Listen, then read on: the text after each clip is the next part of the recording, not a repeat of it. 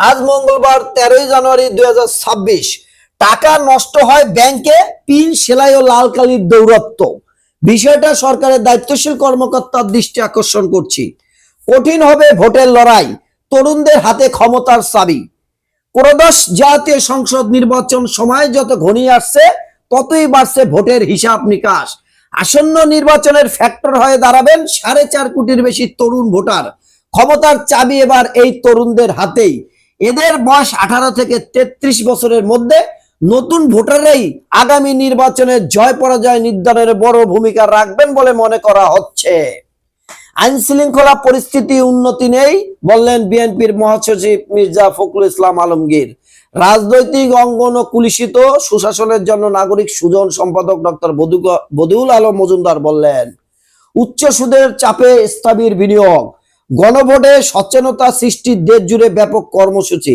গণভোট সম্পর্কে সচেতনতা সৃষ্টিতে সরকারের পক্ষ থেকে দেশ জুড়ে ব্যাপক কর্মসূচির বাস্তবায়ন চলছে।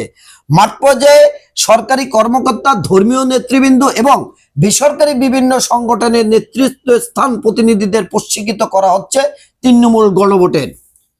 জাতিসংঘের আদালতে মামলার শুনানি শুরু, রোহিঙ্গা গণহত্যার অভিযোগ। আইসিসির পর্যবেক্ষক অযৌক্তিক, বললেন ক্রীড়া উপদেষ্টা। লাইফ সাপোর্টে হুজাইফা, বের করা যায়নি গুলি। আতঙ্ক কাটছে না টেকনাফ সীমান্তে, টাকা নষ্ট হয় ব্যাংকে। অনিশ্চিত পথে ইরান, ঢাকায় নতুন মার্কিন রাষ্ট্রদূত ব্রেন্ট ক্রিস্টেনসেন। চলছে রোমহর্ষক হত্যাকাণ্ড, অনৈতিক প্রস্তাবে প্রত্যাখ্যান করায় স্কুল ছাত্রী হত্যা। বনশ্রীতে স্কুল ছাত্রী ফাতেমা আক্তার নীলিকে হত্যা করে তার বাবার হোটেলের কর্মী মোহাম্মদ মিলন মল্লিক। গতকাল রাজধানীর কাউরান বাজারে র্যাব মিডিয়া সেন্টারের সংবাদ সম্মেলনে একথা জানানো হয়। নালায় মিলল যুবকের বস্তাবন্দি লাশ। চট্টগ্রাম নগরীর বন্দর থানা এলাকায় বস্তাবন্দি অবস্থায় অজ্ঞাত যুবকের লাশ উদ্ধার করেছে পুলিশ।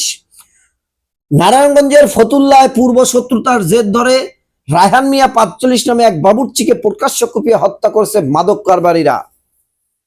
অর্থনীতিতে নির্বাচনী হাওয়া, পরিস্থিতি স্বাভাবিক হওয়ার অপেক্ষায়। ব্যবসায়ী উদ্যোগ, ব্যাংক, বিমা, শেয়ার বাজার সর্বত্র নির্বাচনী আলোচনা। ভোগান্তির সঙ্গে বেড়েছে খরচ। গ্যাস সংকটে ভোগান্তির পাশাপাশি বেড়েছে ঢাকাবাসীর সাংসারিক খরচ। গত কয়েকদিনের তীব্র গ্যাস সংকটে আবাসিক রান্না সহ প্রয়োজনীয় কাজ করতে পারছে না তিতাস গ্যাসের গ্রাহকরা। বিকল্প হিসেবে মানুষ এখন রাইস কুকার, বৈদ্যুতিক চুলার দিকে ঝুঁকছেন। স্বল্প আয়ের মানুষ মাটির চুলাও কিনছেন। আবাসিকের গ্রাহকরা গ্যাসের জন্য মাসিক বিল দেওয়ার পর বিকল্প ব্যবস্থা যেতে অনেকটা বাধ্য হচ্ছে। আর বিকল্প ব্যবস্থায় যেতে গিয়ে যন্ত্রপাতি, চুলা ক্রয়ের খরচের সঙ্গে অতিরিক্ত বিদ্যুৎ বিল ও লাকড়ির খরচ জোগাড় করতে হচ্ছে। বিষয়টা খুবই দুঃখজনক।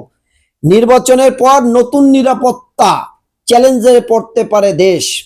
বাংলাদেশের মতো দেশ জাতীয় নিরাপত্তা অত্যন্ত গুরুত্বপূর্ণ।